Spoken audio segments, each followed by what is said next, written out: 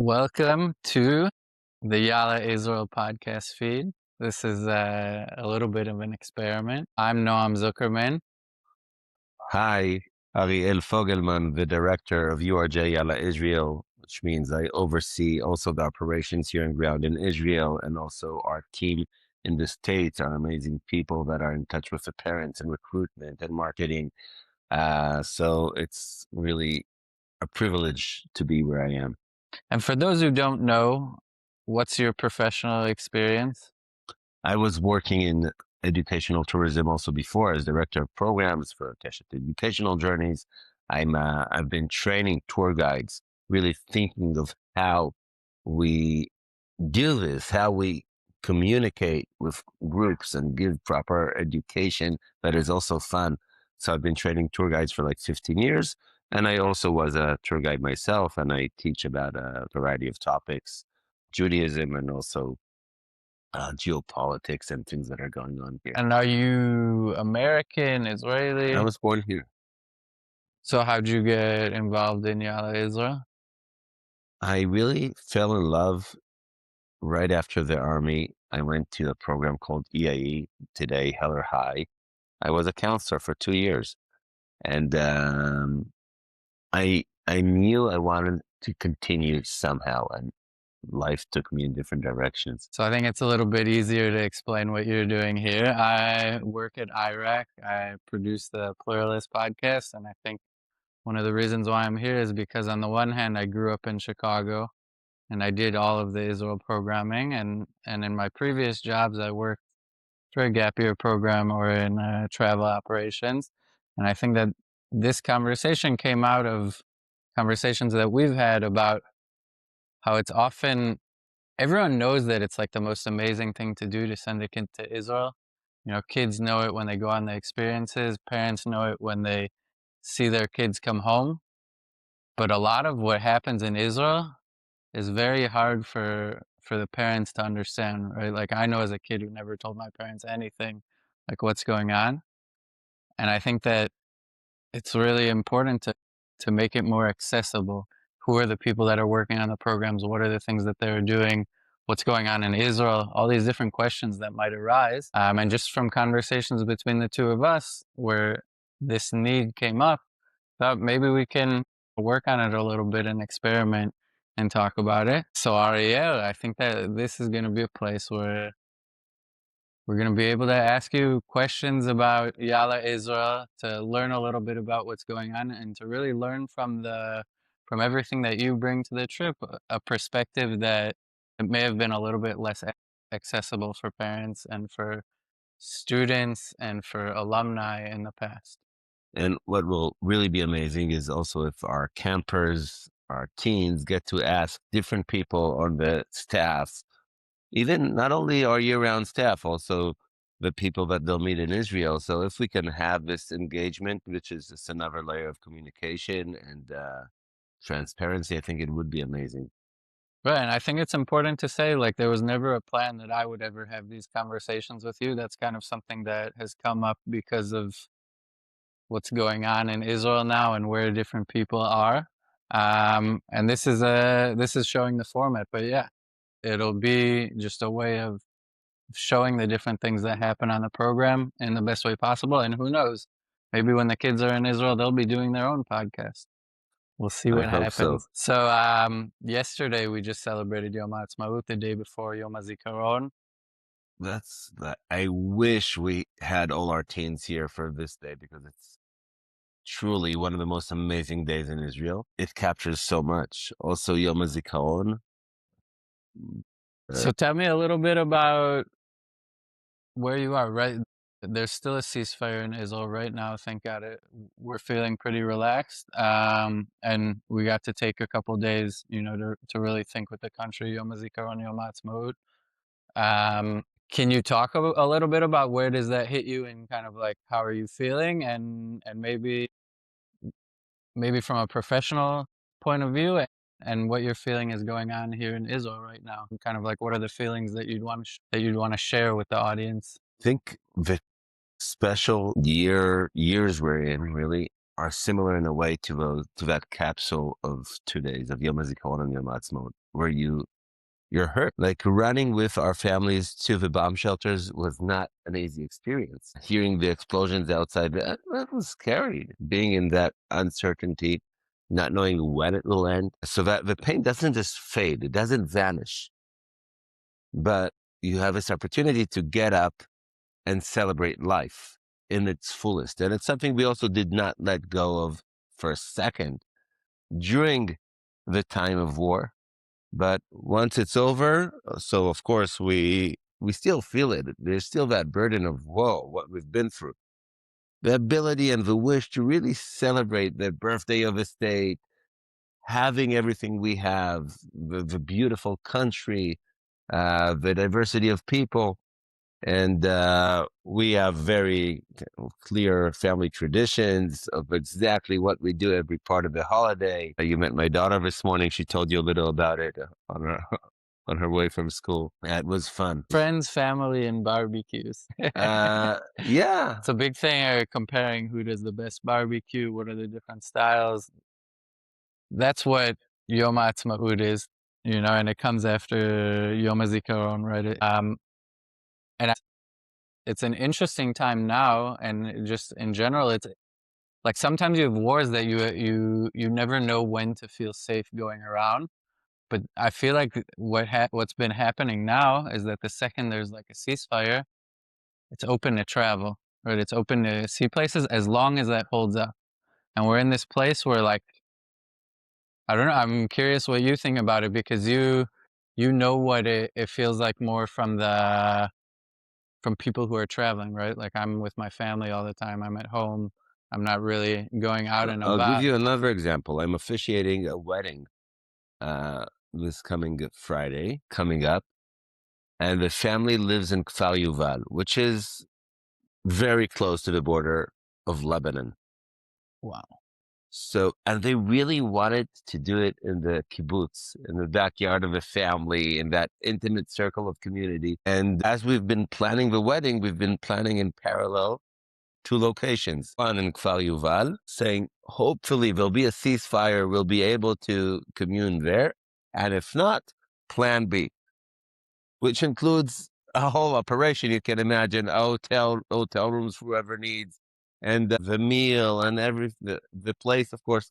So they managed to make a deal with a place next to, in the southern part of Sea of Galilee, of the Kinneret, that they'll they can book a place, but they'll have some flexibility if they can go back home. And of course, this is really similar to what we're working on, because for people to reserve a place for you, this is like nice, they know each other, but you work in a scale and people do need you to commit to them if they commit to you, which is a big challenge in everything that we've been in Yallah Israel, kind of putting down payments on all these different aspects of running a tour. And it requires the faith that I think is well founded, but it's not easy decisions. And right now it feels like we'll be able to travel in Israel in the summer. Yes. A good reference point would be the previous 2 summers. Think about it, that we ran a program also 2024, which is the year of October 7th, also the following year. And now we're in year 3 of this reality. Hopefully, the way I see it, this is the end of the hectic times and the beginning of normal times. But even if we have bumps on the road, as we just had now with Epic Fury, Roaring Lion, which name do you prefer in English? I have stopped keeping track of the names in English, and I barely can keep track of them in Hebrew. I try as much as I can to avoid that. But Epic Lion, Fury is what they call it in America, and we call it all these Roaring Lion. Yeah, we like lions. Speaking of, if I'll tell you something about the lion. If you go to Sderot, to the police station that was attacked on October 7th, the first mural that the community put together had this roaring lion and a lioness, not presenting themselves as victims, but as those who will protect the families. Yeah, so the lion has been with us, the Lion of Judah, throughout different names and representations, also in art. every so often we have these questions of like, how do you deal with like living in a reality where on the one hand you're in such a special place with such a special community of Israel, right? It's really something that you don't experience anywhere else when you're talking about Jewish life. And on the other hand, every so often you don't feel safe here, or even if a lot of the times what's bizarre about these things is that you feel safe but you feel uncomfortable, right? It's not that I didn't feel safe. It's that I always have to be ready to go to a bomb shelter in the middle of the night, or I always have to be ready for something to happen. Um, That's an important distinction between safe and comfortable. right, because it's really bizarre. Like one of the things that some people don't feel like this, but often like the feeling that you have here is not of a lack of safety. It's of a lack of control. It's of a lack of confident. There's a level of frustration. There are all these like different things, and maybe you're just not sleeping enough. But oftentimes that's what it actually feels. But the reality is, there's a war going on. Like it's not like an easy time. And I'm wondering, like, with such challenging understandings, and when you have kids who are coming at around, the age 16, 15, 17, eh, the exact age can vary, but is it better to just avoid that experience? Like, what does it feel like inviting people at that time to a place like Israel when you're not really sure what's going to happen? How do you approach that on like a personal level? Are you excited to bring the people dafka then? Is it like, maybe you should wait for a different time of your life and, we'll still be here? How do you deal with that? So, first of all, just to add to the distinction, which is really important that you made between safety and comfort, also within comfort, there's a whole range. And any discomfort that has to do with lack of feeling of safety, I would avoid. Not for myself. I can be maybe a little more flexible, but definitely for our teens, safety and feeling of safety come first in the way we prioritize and build a program. Um, Being uncomfortable at times is crucial for development. We sleep outside in the field in a sleeping bag and cook our own food. And like in the C2C experience, you're deliberately making yourself a little less comfortable in order to develop something in your personality and your resilience. And that also goes to approaching difficult situation in the complicated issues of the Middle East, of Israel, the rise of anti-Semitism globally. If you don't confront it, you'll be lacking the tools you need as an adult coming up right around the corner. Um, so yes, especially at a time like this, when everything is so chaotic in the way it's presented in the media, in the questions that are put on your identity as a Jewish person.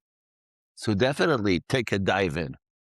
This is, and that will be on the layer of normal Israel travel, the snorkeling and the swimming in the Mediterranean and the camel riding in Masada, all of that. But there is this additional level that we've been seeing in the last 2 summers with Americans that came here, meeting the Israeli society where it is, addressing these topics, asking the questions together as a community that I think is like there's no replacement.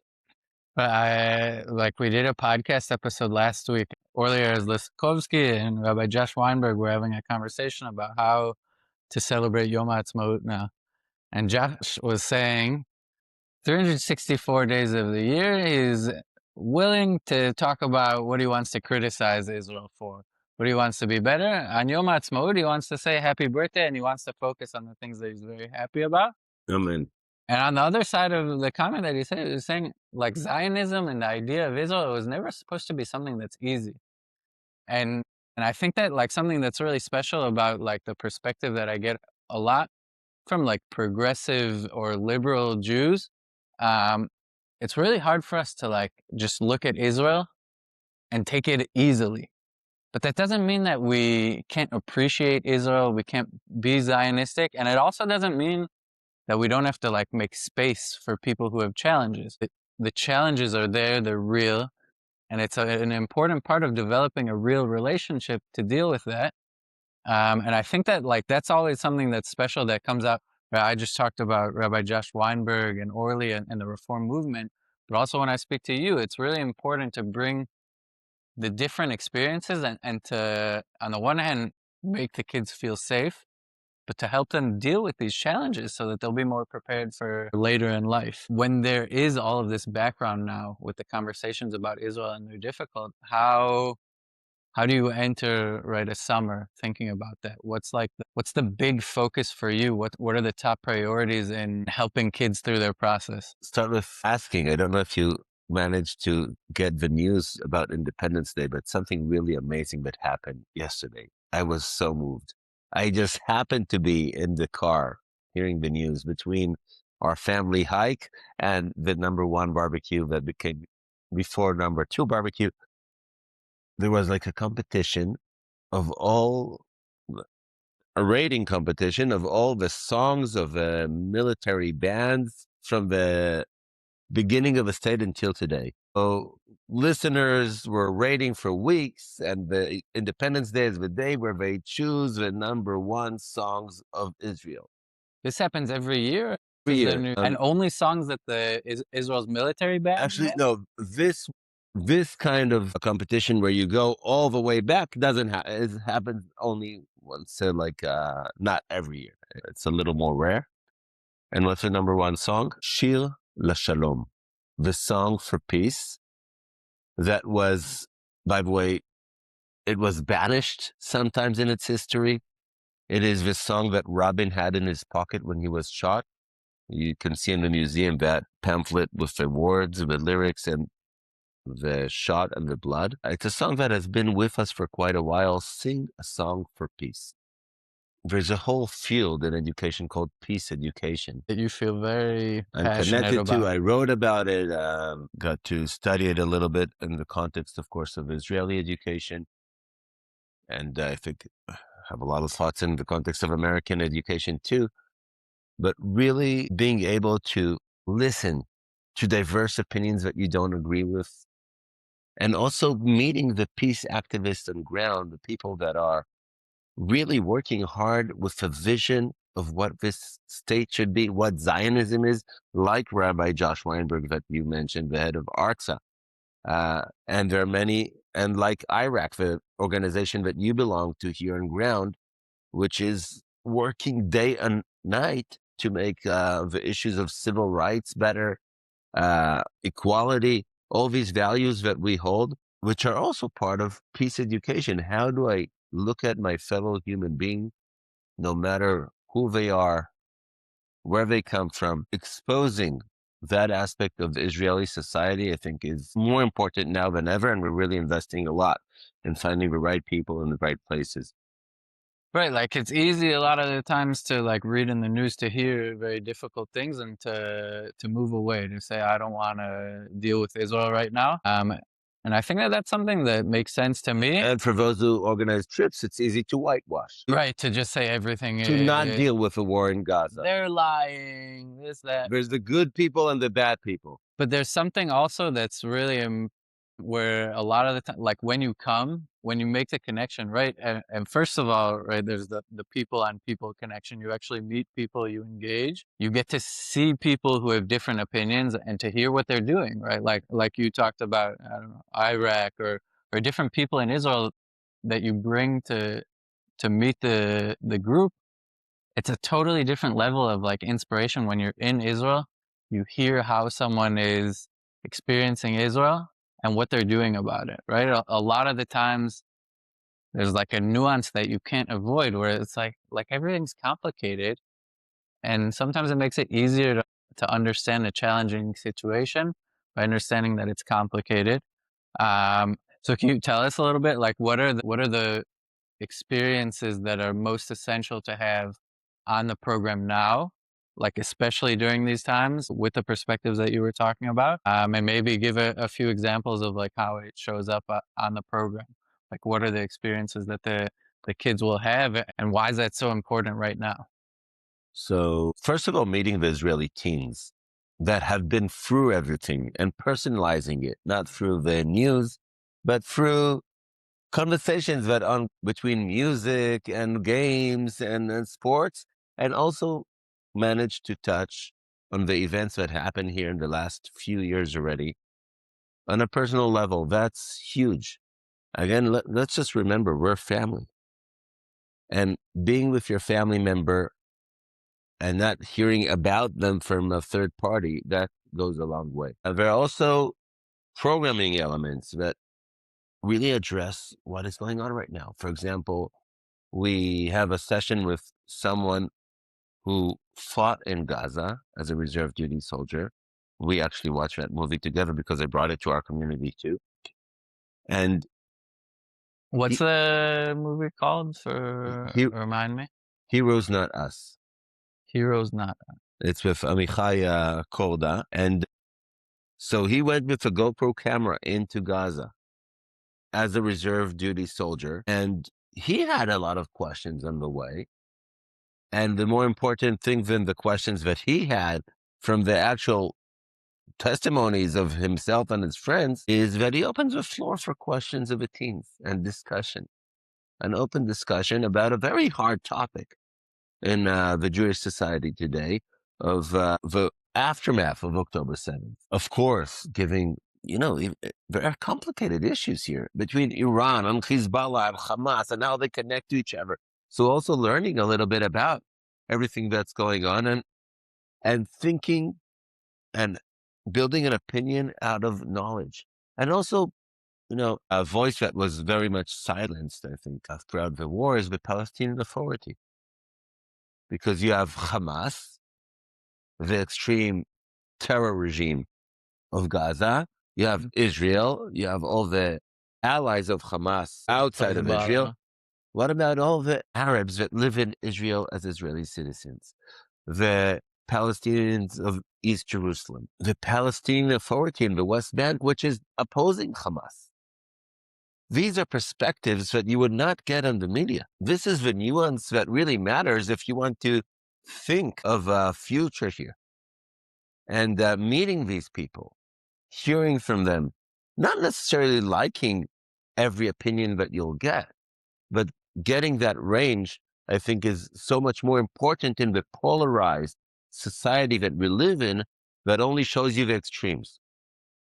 And that goes also to Israeli society. Unfortunately, our government right now is an extreme government. It was elected in different political agreements, but there are so many other voices of Israeli society. And it's really amazing that like the kids who are coming on the trip now literally have never experienced another Israeli government.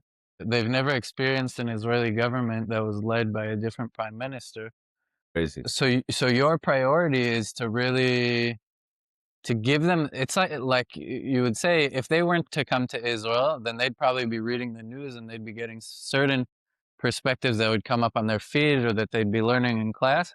And one of the priorities that you have while students are actually in Israel is to show them a variety of perspectives, to use the time that they have in Israel to build knowledge and to prepare them for the future, to focus on the time in Israel. Kind of like what's the way that you look at the trip as just a part of their bigger Exactly. life? It's a chapter. I think, if to put it in a nutshell, this is the climax of their Jewish immersive experience up to this point.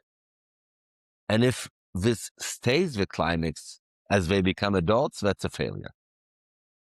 A success is for it to be the peak until now, and for it to be a threshold, a first step into their adult life as college students, going to Hillel, continuing to develop their own identity and building a home, a family where these values and identities and circles of belonging come into and play out in future generations, and for them to take the leadership.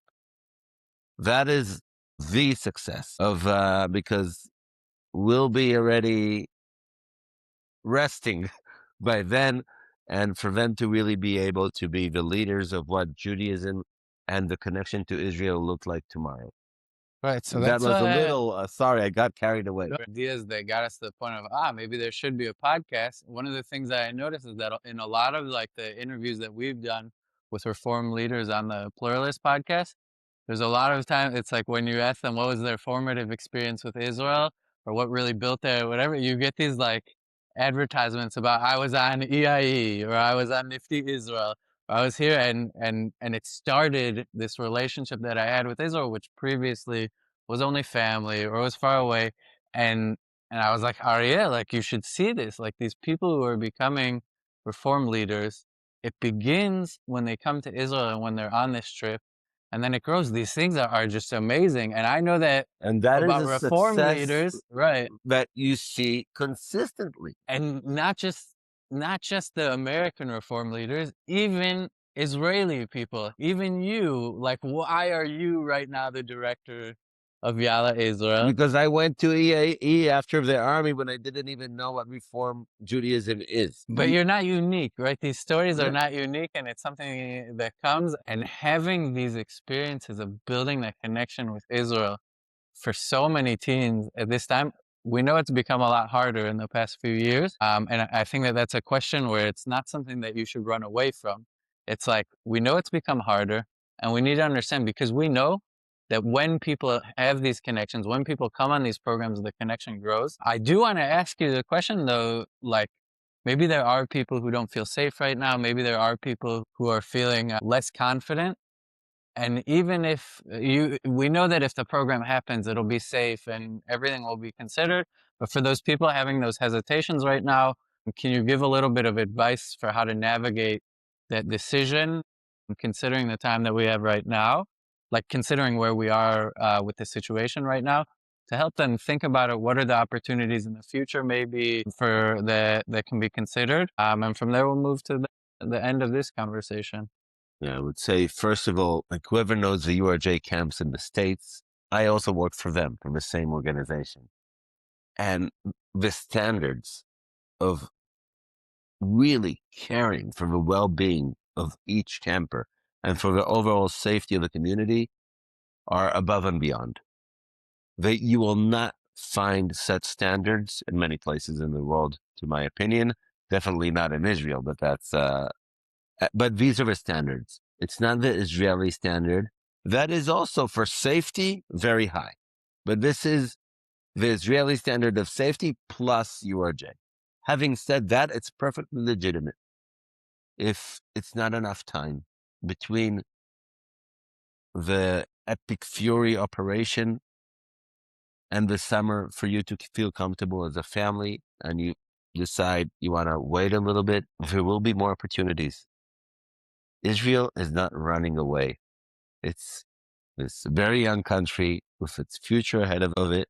And I would encourage to really think of that chapter as a young adult, because this is an important chapter in the development of Jewish identity, of literacy. Where would it be? Would it be through EIE maybe, it is now Heller High? Would it be through coming next summer, maybe creating with a group of friends a shorter program in the winter? We're open for it if only people want to. So I would definitely not look down if you decide not to come, but look up, look to the future, to the near future, to the next year, and think of opportunities.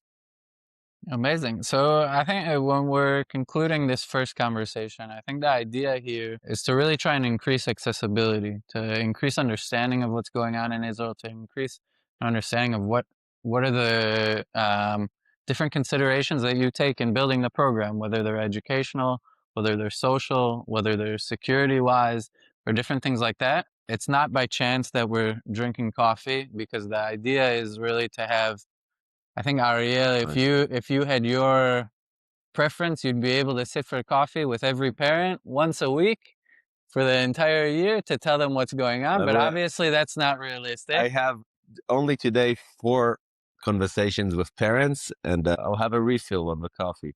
But I think in a very real way, right, the idea is to both give some of the content, give some of the confidence, give some of the transparency that is only possible in a really in-depth conversation about what's going on in the program. And I think that the other thing is that for people who do want to reach out and want to ask more questions, and one of the things that Absolutely. we want to be doing on this podcast feed, and we're not exactly sure how, is to allow for people to ask questions and to answer them in a way that anyone who's interested in hearing the answers is able to do that.